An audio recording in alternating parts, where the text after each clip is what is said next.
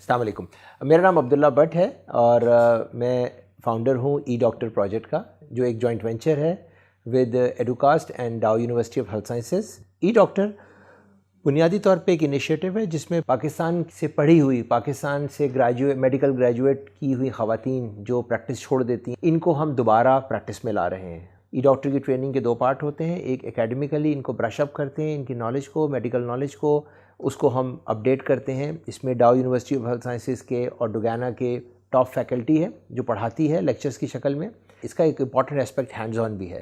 پاکستان میں ہمارا ڈاؤ university of health sciences کے ساتھ ساتھ ہمارا ہولی فیملی ہاسپٹل اسلام آباد اور لاہور جنرل ہاسپٹل کے ساتھ ارینجمنٹ ہے، جس میں ان کو آپس گائنی کی ٹریننگ دی جاتی ہے، ان کو بیسک لائف سپورٹ کی ٹریننگ دی جاتی ہے، فرسٹ ایڈ کی، ای سی جی، ایکس رے انٹرپریشن کی ٹریننگ دی جاتی ہے.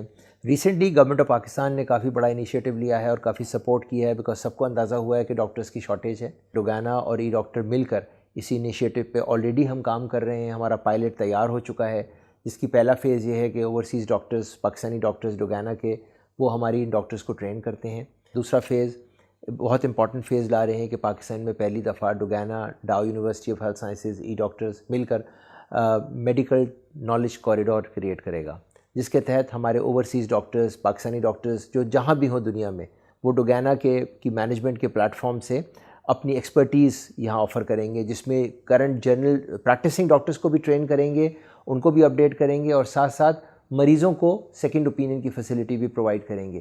دوسرا جو امپورٹنٹ ہمارا کام آج کل جس کے لیے ہم کام کر رہے ہیں وہ ہے genomic lab project which will be ڈوگانا institute of genomic sciences. Comprehensive genomic institute تیار ہو رہا ہے، جس میں نہ صرف لیب کی سہولیات میسر ہوں گی عام آدمی کے لیے، بلکہ اس میں اسٹوڈنٹس کے لیے research opportunities, M Phil and P H D کی اپرچونیٹیز بھی اویلیبل ہوں گی. اس کے کئی اسٹیپس ہوں گے. جو پہلا اسٹیپ ہوگا وہ کینسر ٹریٹمنٹ کے حوالے سے ہوگا.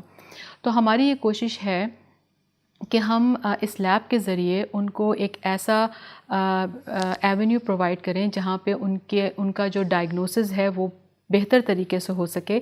تو ہمیں ایک تو پریونشن پہ توجہ دینی ہے، اور دوسرا ہمیں اس کے پراپر ڈائگنوسس پہ توجہ دینی ہے، تاکہ پھر اس کے ہم ٹریٹمنٹ پہ توجہ دے سکیں اور پیشنٹس کی زندگی کو بڑھا سکیں.